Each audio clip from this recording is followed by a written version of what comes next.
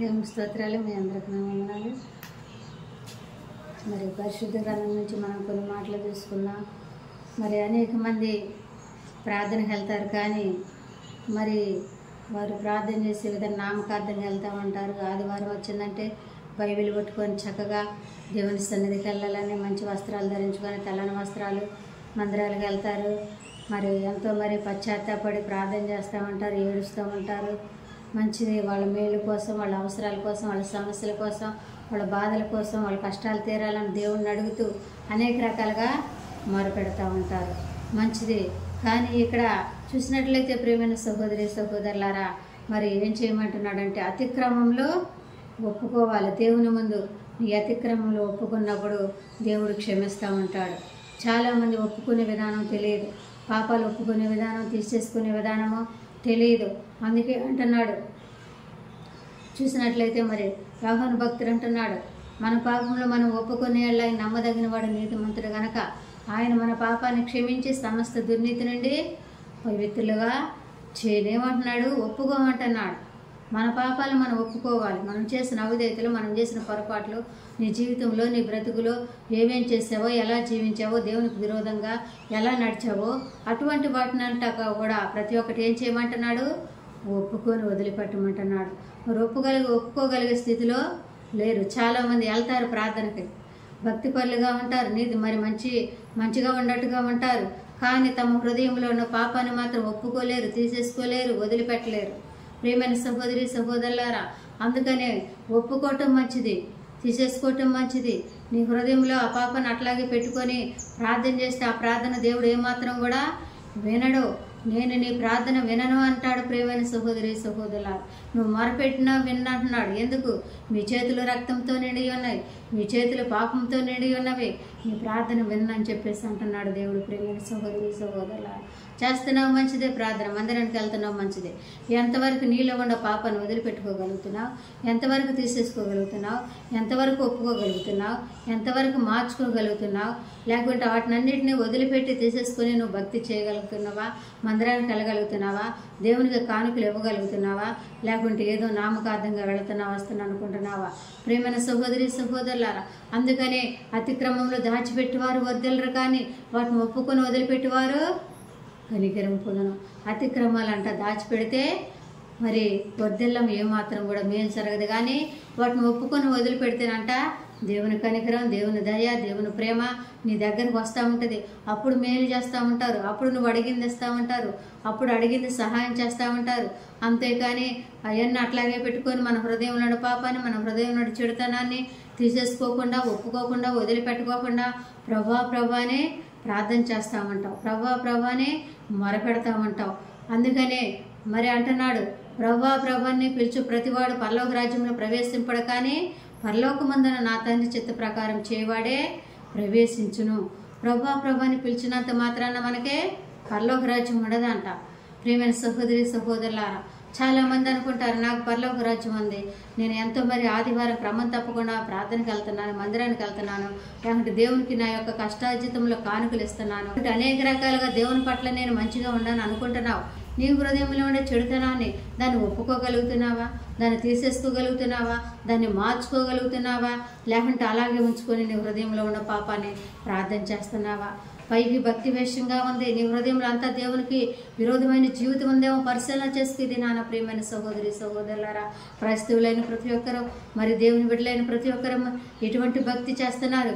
పైకి భక్తి వేషం, పైకి ఎంతో భక్తి పరులుగా, నీతి పరులుగా, ప్రార్థనా పరులుగా, మంచివారుగా కనిపిస్తాం, కానీ మన హృదయంలో ఉన్నది ఎవరికి తెలుసండి? దేవునికే తెలుసు. నీ హృదయంలో ఏముందో, ఏ ఆలోచనలో, ఏ తలంపులోనే, ఏ ఉద్దేశాల్లోనే, ఏం చేస్తున్నావు, నువ్వు ఎలాగ నడుస్తున్నావో, ఎలాగ జీవిస్తున్నావో అదంతా ఎవరికి తెలుసు? హృదయ రహస్యాలు ఎరిగినా దేవుడికే తెలుసు. ప్రేమైన సహోదరి సహోదరులారా, ఆ హృదయాన్ని పరిశీలించే దేవునికి తెలుసు.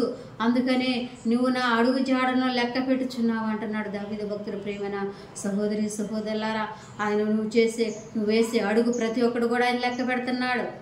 ఏ అడుగు వేస్తున్నావు, ఎన్ని అడుగులు వేస్తున్నావు, ఎక్కడికి వెళ్తున్నావు, ఎక్కడికి పరిగెత్తుతున్నావా, పాపానికి పరిగెత్తున్నావా, మోసానికి పరిగెత్తుతున్నావా, లేకుంటే మరి దేనికి పరిగెత్తుతున్నావు నువ్వు ఆయన చూస్తున్నాడు. కనుక ప్రియమైన సహోదరి సహోదరులారా, అటువంటి పాపాన్ని వదిలిపెట్టేవారుగా, తీసేసుకునేవారుగా, ఒప్పుకునేవారుగా ఉండాలి. కానీ అటువంటివన్నీ మన హృదయంలోనే పెట్టుకొని పైకి ప్రార్థన పరులాగా ఉంటే ప్రయోజనం ఉండదు. ప్రియమైన సహోదరి సహోదరులారా, నరకానికి వెళ్ళిపోతావు, అక్కడ తప్పించుకోలేవు. ప్రియమైన సహోదరి సహోదరులారా, అందుకే ఆ దినమందంటే అనేకులను చూచి ప్రభా ప్రభా నీ నామమున ప్రవచింపలేదా, నీ నామమున దయ్యములను వెళ్ళగొట్టలేదా, నీ నామమున అనేకమైన అద్భుతములు చేయలేదా అని చెప్పుదురు. అప్పుడు నేను మిమ్మల్ని ఎన్నడూ నెరుగను, అక్రమం చేయవారులారా నా ఎదురు నిలుపుండి అని వారితో చెప్పుదును అంటున్నాడు. అక్రమం చేయవారులారా, మీరు ఏ అక్రమాన్ని కట్టుకోలేదు, ఏ పాపాన్ని తీసేసుకోలేదు, ఏ పాపాన్ని ఒప్పుకోలేదు నా ఎదుట, లేకుంటే దైవజనులకు చెప్పుకోలేదు. ఆ పాపాన్ని అలాగే ఉంచుకొని ఏదో నామకార్థంగా నువ్వు మందిరానికి వచ్చావు, ప్రార్థన చేసావు, నువ్వు చేస్తే నా నామాన్ని బట్టి నీకు మేలు చేశాను, ఆరోగ్యం ఇచ్చాను, వ్యాధుల నుంచి విడిపించాను, బాధల నుంచి విడిపించాను, కష్టాల నుంచి విడిపించాను, లేకుంటే నువ్వు ప్రార్థన చేస్తే ఇతరులకు కూడా మేలు చేశాను అయినప్పుడు కూడా మరి నువ్వెవరువో నాకు తెలియదు అంటున్నాడు. ప్రియమైన సహోదరి సహోదరుల, ఆ స్థితిలో ప్రార్థన చేస్తున్నావా? ఆ స్థితిలో నువ్వు భక్తి చేస్తున్నావా? ఆ విధంగా నువ్వు నడుచుకుంటున్నావా? లేదా నీ హృదయంలో ఉన్న ప్రతి ఒక్క పాపాన్ని ఒప్పుకొని దేవుని సన్నిధిలో వదిలిపెట్టి తీసేసుకొని చేయగలుగుతున్నావా? ఏ విధంగా నువ్వు మందిరానికి వెళ్ళగలుగుతున్నావు? ఏ విధంగా పాటలు పాడగలుగుతున్నావు? ఏ విధంగా వాక్యం చెప్పగలుగుతున్నావు? ఏ విధంగా ఇతరులకు బోధించగలుగుతున్నావు? ఏ విధంగా నువ్వు ఉపవాసం ఉండగలుగుతున్నావు? నీ హృదయంలో ఉన్న పాపాన్ని తీసేసుకొని చేయగలుగుతున్నావా? లేదా నీ హృదయంలో ఉన్న పాపాన్ని అట్లాగే పెట్టుకొని చేస్తున్నావు? ఇవన్నీ ఏ విధంగా ఉంది నీ పరిస్థితి, నీ జీవితం? ప్రియమైన సహోదరి సహోదరుల, పరిశీలన చేసుకోవాలి ప్రతి ఒక్కరూ. ఈ దినాల్లో చూసినట్లయితే మేము ప్రార్థనకి వెళ్తామండి, మేము మందిరానికి వెళ్తామండి, ముందుంటామండి మందిరంలో, లేకుంటే పరిచర్య చేస్తామండి, ఎవరో ముందుగా అందరికంటే అని చెప్పేసి అనుకుంటున్నారు. కానీ నీలో ఉన్న పాపాన్ని కనుక తీసేసుకోలేకపోతే నువ్వెంత భక్తి చేసినా, ఎంత ప్రార్థన చేసినా, లేకుంటే ఎంత పరిచర్య చేసినా, లేకుంటే ఎంత దైవజనులు నువ్వు ప్రేమించినా, లేకుంటే ఏ విధంగా నువ్వు నడిచినా ప్రయోజనం ఉండదు, పరలోక రాజ్యం ఉండదు. ప్రియమైన సహోదరి సహోదరులారా, మెయిన్ నీ హృదయంలో ఉన్న పాపాన్ని తీసేసుకోవటం ఆయనకి ఇష్టము. ప్రియమైన సహోదరి సహోదరులారా, ప్రార్థన చేస్తూ ఉంటారు చాలామంది, మేలు జరగట్లేదు, మాకు సహాయం రావట్లేదు అనుకుంటారు. ఎందుకని రావట్లే, ఎందుకు సహాయం రావట్లే? దేవుని సహాయము ఎందుకని చెప్పేసి పరిశీలన చేయలేరు. అందుకే అంటున్నాడు, రక్షింపుకున్నట్లు యెహోవా హస్తం కొచ్చ కాలేదు, విననేరకున్నట్లు ఆయన చెవులు మందం కాలేదు. కనుక మరి మీ దోషములు మీకును మీ దేవునికి అడ్డముగా వచ్చిన కనుక ఆయన ఆలకింపుకున్నాడు. చూసారా, ఎంత ప్రార్థన చేసినా, ఎంత మొరపెట్టినా ఆలకించట్లేదంటే కారణం ఏంటి? మేలు జరగట్లేదంటే కారణం ఏంటి? లేకుంటే మన యొక్క కుటుంబంలో, మన జీవితంలో మరి శ్రమలు, శోధనలు, నష్టాలు సంభవిస్తున్నాయంటే కారణం ఏంటండి? పాపం. ప్రియమైన సహోదరి సహోదరుల, అందుకే అంటున్నాడు, మీ దోషములు వాటి క్రమంను తప్పించను, మీకు మేలు కలుగుకుంటకు మీ పాపములే కారణం. ఏంటండి కారణం? మనకు మేలు జరగట్లేదంటే మన కుటుంబంలో, మన జీవితంలో, మన బ్రతుకులో, లేకుంటే మరి మేలు లేదంటే, సంతోషం లేదంటే, సమాధానం లేదంటే, ఐక్యత లేదంటే, లేకుంటే ఎప్పుడు చూసినా ఏదో ఒకటి శ్రమ, శోధన, నష్టం వస్తుందంటే కారణం ఏంటంట? పాపం. ప్రియమైన సహోదరి సహోదరు, ఆ పాపాన్ని తీసేసుకోవాలి, ఆ పాపాన్ని ఒప్పుకోవాలి, ఆ పాపాన్ని వదిలిపెట్టాలి.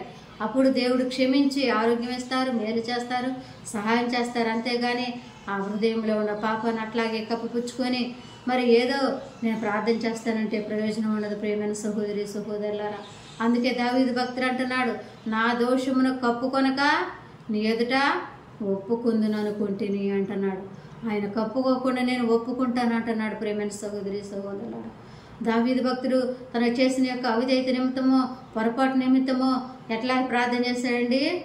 పరుపు తేలిందాక కన్నీటి ప్రార్థన చేసినట్లుగా చూస్తూ ఉన్నాం. ప్రియమైన సహోదరి సహోదరులారా, అవును, మీరు ఈ దినాల్లో పశ్చాత్తాపడగలుగుతున్నారా? అయ్యో, నేను ఎందుకు ఇలా చేశా, ఎందుకు ఇలా జీవించా, దేవునికి విరోధమైన పనులు చేస్తూ ఎందుకు ఇలా బ్రతికా, లేకుంటే ఎందుకు నా హృదయంలో దేవునికి చోటు ఇవ్వలేక, మారు మనసు పొందలేక, లేకుంటే దైవజనులు చెప్పినా వినలేక, లేదా నాలో ఉన్న చెడుతనాన్ని, త్రాగుడిని, అబద్ధాలని, బూతుల్ని, పోట్లాటల్ని, వ్యభిచారాన్ని వదిలిపెట్టుకోలేకపోయా, వాటిని అన్నింటిని మార్చుకోకుండా ఎందుకు నేను ఇలా జీవించా, ఎలా చేశా, ఎలా చేస్తూ కూడా నేను ఎందుకు మరి దేవుణ్ణి ఆరాధిస్తున్నా, మందిరానికి వెళుతున్నా, క్రైస్తవుడిగా చెప్పుకుంటున్నా, పుట్టు క్రైస్తవులుగా ఉంటున్నాము అని చెప్పేసి అని ఆలోచించగలిగావా? ప్రియమైన సహోదరి సహోదరులారా, పశ్చాత్తాపడగలిగావా? పశ్చాత్తాపడి దీన్ని తీసేసుకోగలిగావా? పాపాన్ని ఒప్పుకోగలిగావా? వదిలిపెట్టగలిగావా? లేదా అవన్నీ అలాగే పెట్టుకొని ప్రార్థన చేస్తున్నావా? మందిరానికి వెళ్తున్నావా? క్రైస్తవునని పేరు పెట్టుకున్నావా? ప్రియమైన సహోదరి సహోదరులారా, పేరుకు మాత్రమే క్రైస్తవులు కానీ మరి తీరు మాత్రం మారని పరిస్థితి ఉన్నదా? బ్రతుకు మాత్రం మారని పరిస్థితి ఉన్నదా? జీవితం మాత్రం మారని పరిస్థితి ఉన్నదా? ఏ విధంగా ఉన్నదండి మన ప్రియమైన సహోదరి సహోదరుల? మరి పేరుకు మాత్రం పుట్టు క్రైస్తవులం, మేము మొదటి నుంచి భక్తి పరులం, ప్రార్థనా పరులము, లేకుంటే మరి మేమే మరి ఇక్కడ సంఘ పెద్దలము అని చెప్పేసి అనేక రకాలుగా చెప్పుకునే వారంగా ఉన్నాం. కానీ మరి నీ తీరు మారుతుందా? నీ ప్రవర్తన మారుతుందా? నీ క్రియలు మారుతున్నాయి? నీ అలవాట్లు మార్చుకొని చేస్తున్నావా ప్రార్థన? ఏ విధంగా ఉన్నదండి భక్తి ప్రియమైన సహోదరి సహోదరుల? పేరుకు మాత్రమే క్రైస్తవుడిగా జీవిస్తున్నావా? లేకుంటే మరి అందరు చూసుకోరకు క్రైస్తవులుగా ఉంటున్నామా? అయితే మరి లోన ఏ విధంగా ఉందో నీ జీవితం, నీ హృదయం పరిశీలన చేసుకున్న దాన్ని సరి చేసుకుంటే దేవుడు మేలు చేస్తూ ఉంటారు, సహాయం చేస్తూ ఉంటారు. ఆ యొక్క మార్పు అనేది రావట్లేదు, మార్పు పొందలేకపోతున్నాం, జీవితాన్ని మార్చుకోలేని పరిస్థితి ప్రియమైన సహోదరి సహోదరులారా. కనుక ఆ విధంగా ఉండకూడదు. కానీ ఏమంటున్నాడంటే మనలో ఉన్న ప్రతి ఒక్క పాపాన్ని ఒప్పుకునేవారిగా, తీసేసుకునేవారిగా, మరి దాన్ని వదిలిపెట్టేవారిగా ఉండినట్లయితే దేవుడు రక్షిస్తూ ఉంటారు, మేలు చేస్తూ ఉంటారు. మరి ఇక్కడ సులువు మీద దొంగ కూడా ఒప్పుకున్నాడు తను చేస్తున్న పాపాన్ని. ప్రియమైన సహోదరి సహోదరులారా, మరి ఏమని, అయ్యో నేను కూడా పాపం చేశాను, కానీ ప్రభువా నన్ను నీతో పాటు మరి జ్ఞాపకం చేసుకో అని చెప్పేసి అన్నప్పుడు ఆయన పశ్చాత్తాపడినప్పుడు ఆ సులువు మీద దొంగ పశ్చాత్తాపడి మరి ఈ శిక్ష నేను అనుభవించడం తగింది, ఎందుకంటే నేను తప్పు చేశాను కాబట్టి నన్ను శిక్షించారు, అనుభవిస్తున్నా, కానీ మరి నేను నీ యొక్క రాజ్యంలో నన్ను కూడా చేర్చుకొని చెప్పేసి పశ్చాత్తాపడి ఒప్పుకున్నప్పుడు ప్రియమైన సహోదరి సహోదరులారా, ప్రభువారు ఏమన్నారు, నేడే నువ్వు కూడా నాతో పాటు పరదేశంలో ఉంటావు అని చెప్పేసి అన్నట్లుగా చూస్తూ ఉన్నాం. అవును ప్రియమైన సహోదరి సహోదరులారా, అక్కడ శిలువ మీద ఈ లోకంలో పాపం చేసినందుకు, ఈ లోకంలో మరి విధానానికి తప్పు చేసినందుకు శిక్షించారు. మరి ఆ యొక్క సైనికులు ప్రియమైన సహోదరి సహోదరులారా, మరి అదేవిధంగా అటువంటి శిక్ష మనకు కూడా ఉంటే దేవుడు కూడా శిక్షించడా? కనుక ప్రియమైన సహోదరి సహోదరులారా, మరి అటువంటి శిక్షణ తప్పించుకోవాలంటే మరి ఏం చేయాలి? ఇదే అనుకూల సమయం, ఇదే రక్షణ దినము. మరి ఏ సమయం పోతే ఇక సమయం ఉండదేమో, నీకు ఈ సమయం లేదేమో, సమయం గతించిపోవచ్చున్నది. ఏ సమయాన్ని ఏం జరుగుద్దో తెలియదు. అనుకున్న పరిస్థితిలో మరి అనేకమైన ఆపత్కాలమైన శ్రమలు, నష్టాలు, శోధనలు సంభవిస్తున్నాయి. మరి అటువంటి సమయం రాకముందే, అటువంటి మరి విధానం రాకముందే మనం ఏం చేయాలంటే మంచిగా ఉన్నప్పుడే, ఆరోగ్యం మంచిగా ఉన్నప్పుడే, లేకుంటే మరి అన్నిటికన్నీ దేవుడు మనకు మంచిగా ఇచ్చినప్పుడే మనం ఏం చేయాలంటే మనలో ఉన్న ప్రతి ఒక్క పాపాన్ని ఏం చేయాలి? ఒప్పుకోవాలి, వదిలిపెట్టాలి, తీసేసుకోవాలి. మరి దేవుని సన్నిధికి రావాలి, ప్రార్థన చేయాలి, దేవుని రాజ్యాన్ని పొందేవారిగా ఉండాలి. అంతేగాని ఇవన్నీ మేము చేయలేమండి, ఇవన్నీ తీసేసుకోలేమండి. ఏదో నామకార్థంగా చేయమంటే ప్రార్థన చేస్తాం, నామకార్థంగా భక్తి చేయమంటే చేస్తాం, నామకార్థంగా ప్రార్థనకు రమ్మంటే వస్తాం మందిరానికి. కానీ ఇవన్నీ ఒప్పుకోవటం, తీసేసుకోవటం మా వల్ల కాదనుకుంటున్నావా? అయితే రేపు తప్పించుకోలేవు. అక్కడ అగ్ని ఆరదు, పురుగు చావదు, యుగయుగాలు కాలాల్సి ఉంటుంది. ప్రియమైన సహోదరి సహోదరులారా, ఏ లోకంలో మనకి చిన్న యొక్క నిపురవ కొంచెం మన చేయికి వేలుగు తగిలితేనే ఎంతో అల్లాడిపోతూ ఉంటాం, ఏడుస్తూ ఉంటాం, అయ్యో దాన్ని కాలిందని చెప్పేసి. మరి అక్కడ ఎలా తప్పించుకుంటావు? మరి ఆ నరకాన్ని ఎలా తప్పించుకుంటావు? మరి దాన్ని తప్పించుకోవాలనే మార్గాన్ని వెదకలేవా? మరి చూడలేవా? మరి ఆ మార్గాన్ని మరి వెదికి పట్టుకోలేవా? ప్రియమైన సహోదరి సహోదరులారా, ఆ మార్గం ఎవరో?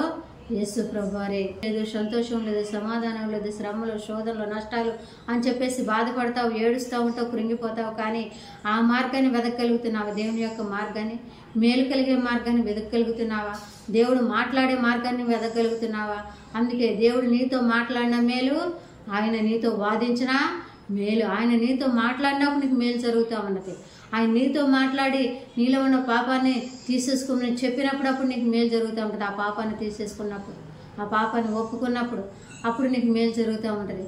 దేవుడు చెబుతూ ఉంటాడు నీతో, ఇదిగో నువ్వు ఇలా జీవిస్తున్నావు, ఇలా బ్రతుకుతున్నావు, వద్దు, అది తప్పు, నీ మార్గం తప్పుదు, నువ్వు చేస్తున్న తప్పు, దాన్ని వదిలిపెట్టని చెప్పేసి దేవుడు దర్శనంలో నిన్ను గర్దిస్తూ ఉంటాడు, లేకుంటే నీకు చెబుతూ ఉంటాడు.